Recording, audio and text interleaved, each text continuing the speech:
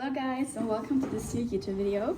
So today I decided that I want to share my knowledge about how to start a tutoring business as a student, but this still works for people who are maybe adults or just want to make some money on the side.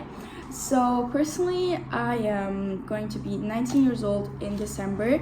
So I started my tutoring business when I was 16 and I'm still working on it. I'm still trying to make it better.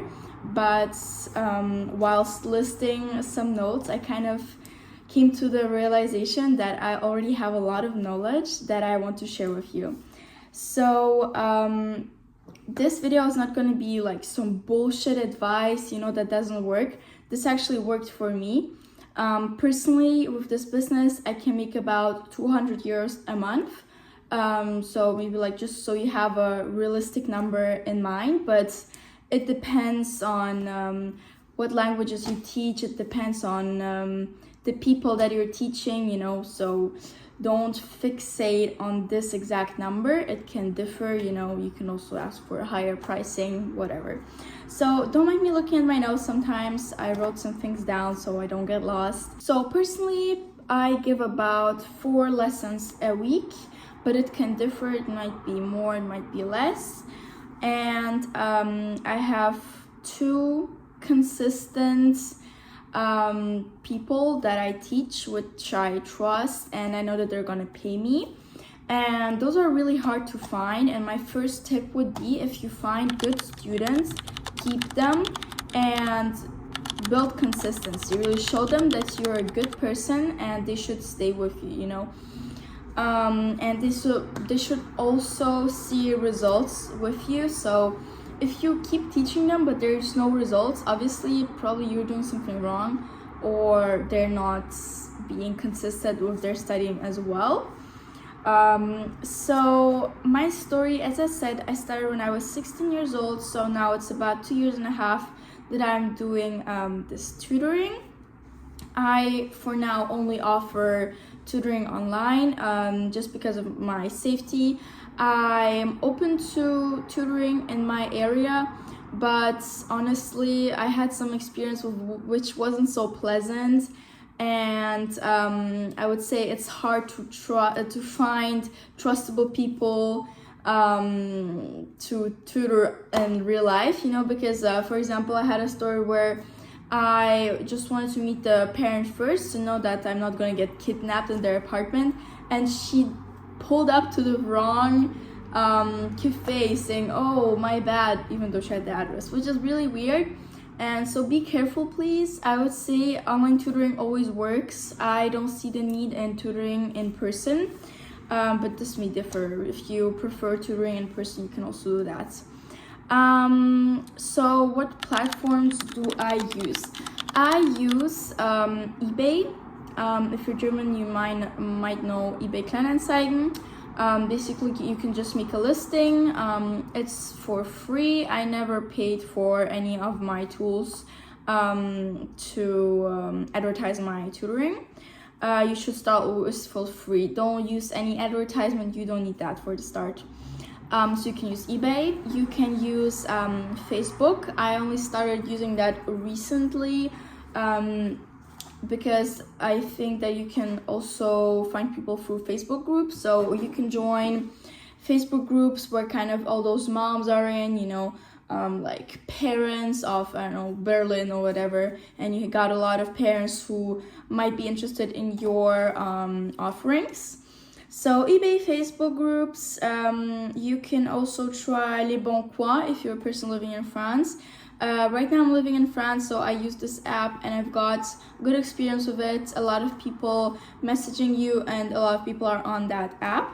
So you can try that one out, but it depends on your country. Just research the website that you can use. What you could also try is Instagram. Personally, I haven't tried that one yet, but if I do, I'll tell you all about it. And if you got experience with Instagram, you can write it in the comments and tell us a bit more about it, how you offer your tutoring. That would be really helpful. So let's continue with me. So for example, if you are making a listing, my first tip would be make a really good listing, okay?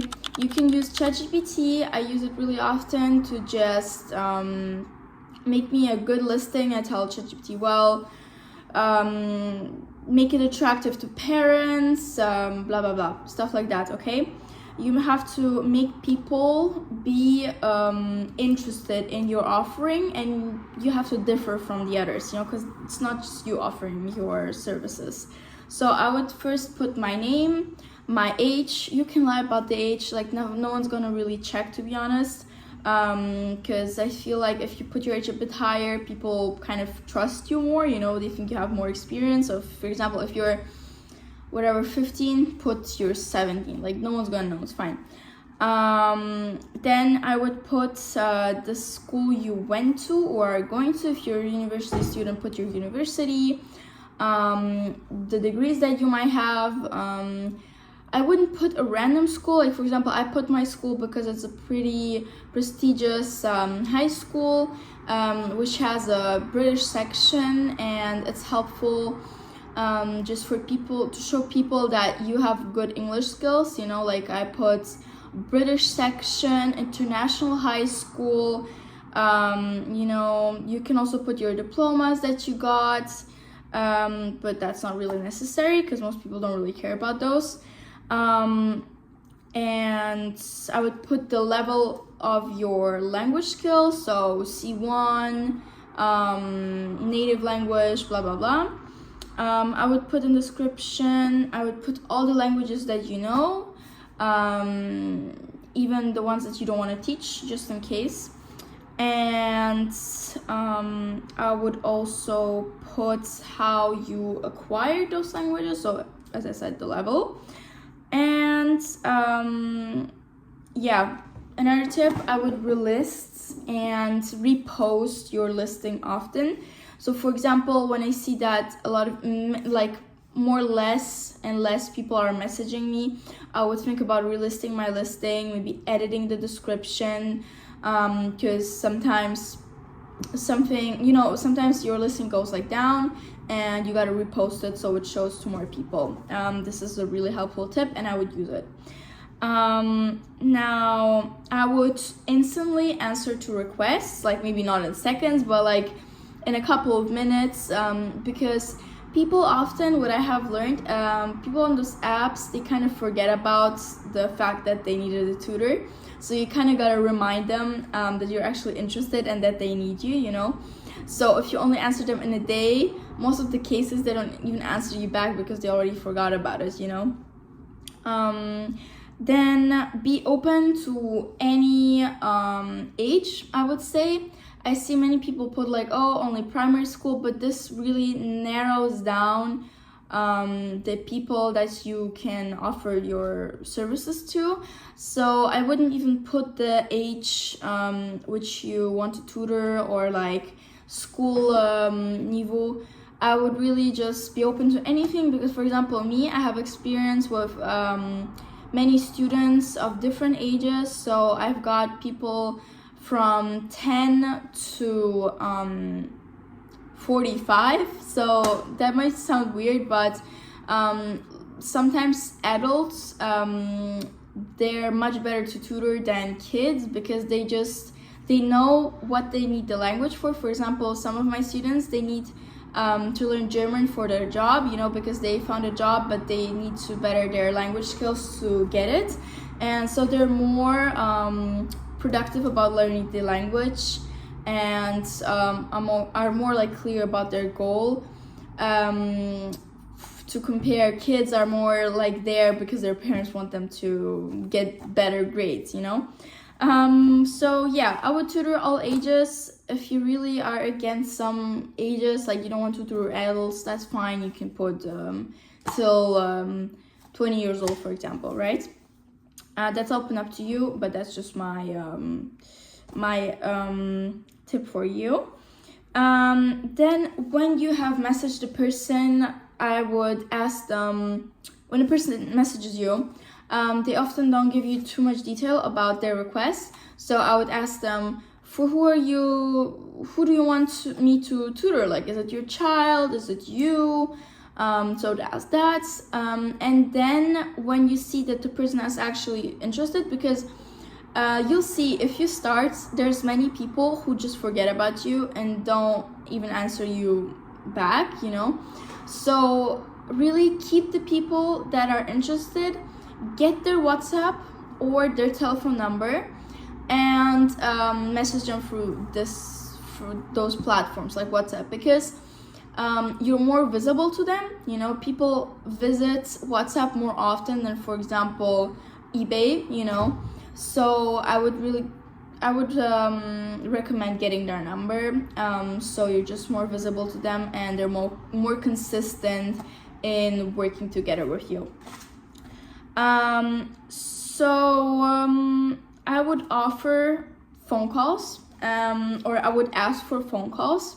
What I recently have tried out is calling people on the phone, just for a couple of minutes. Doesn't have to be a long call. I would ask them, hey, would you be open up for a call? I just need some information before doing the first tutoring lesson, because what I have learned is when you just go into the tutoring session, often you don't have the information to plan your lesson really.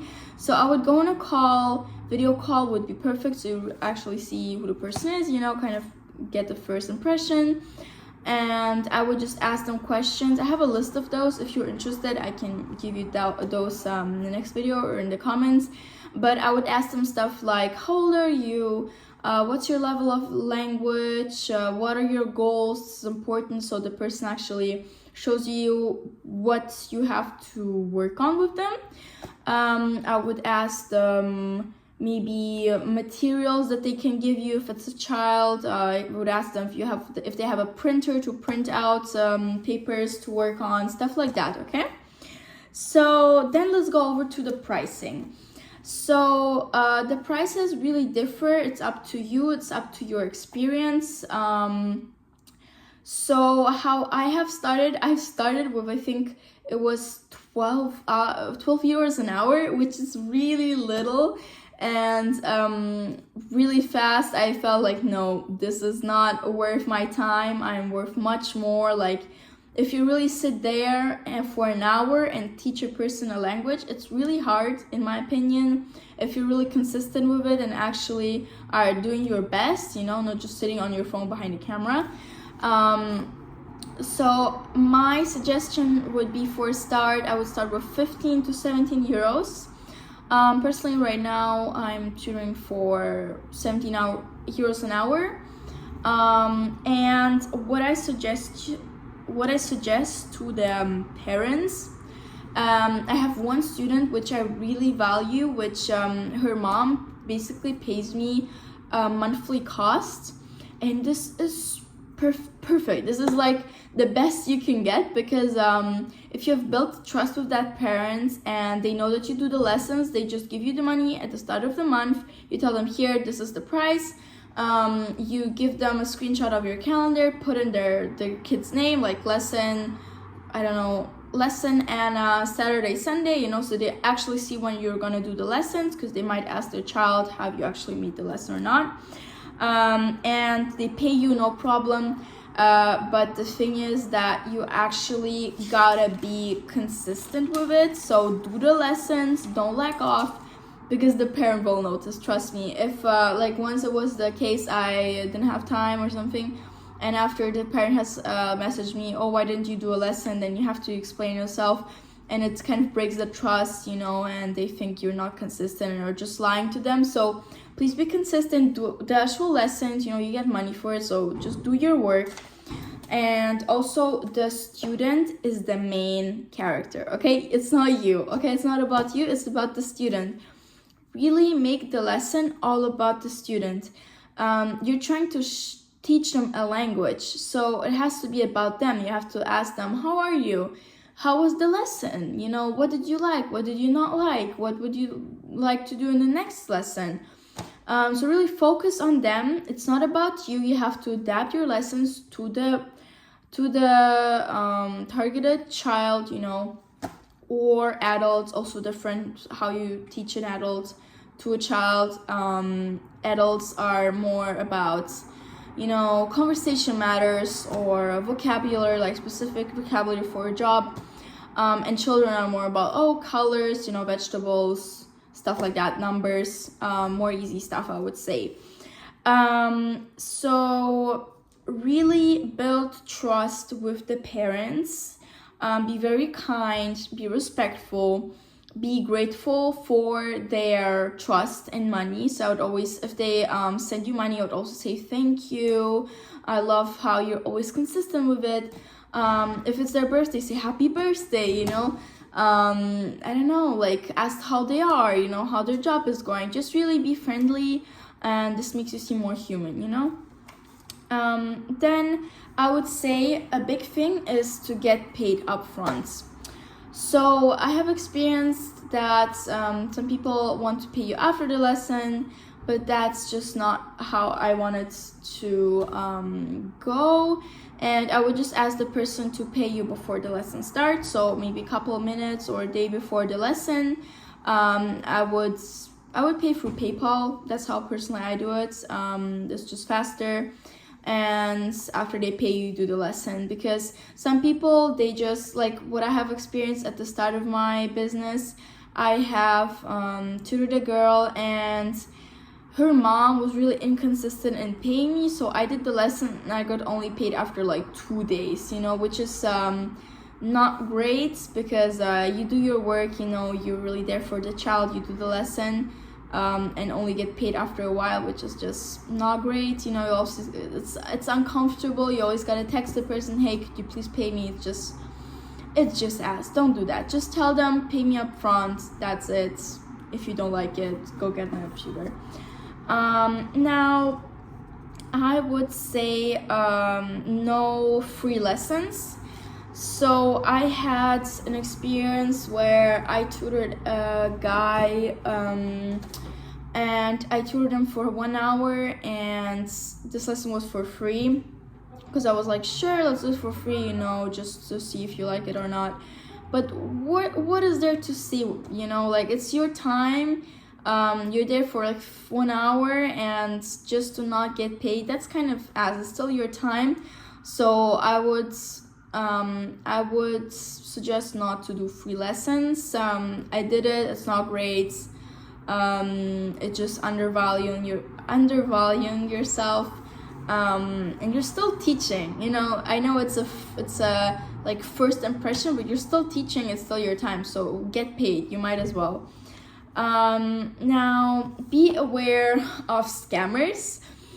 So for me, I have experienced like just people texting me on for example eBay, and being like, oh, you know, we have a company and we've been looking for a person that knows German, would you be interested? You text them, no answer back. It might be bots, you know. So I think with some time, with experience, you'll see who are actually good customers and who are not. You'll just get an eye for it, but just be aware, if somebody asks you to meet up or stuff like that, don't do it. You know, I would really suggest you to do video calls, know their name, maybe know their phone number, know their, if you're doing it in person, know their address. If you really decide to do it in person, be aware that it might not be what it seems like, you know. There's weird people outside, and you should maybe give your location to a person, but personally I can't talk about in-person tutoring because I just don't have real experience in it.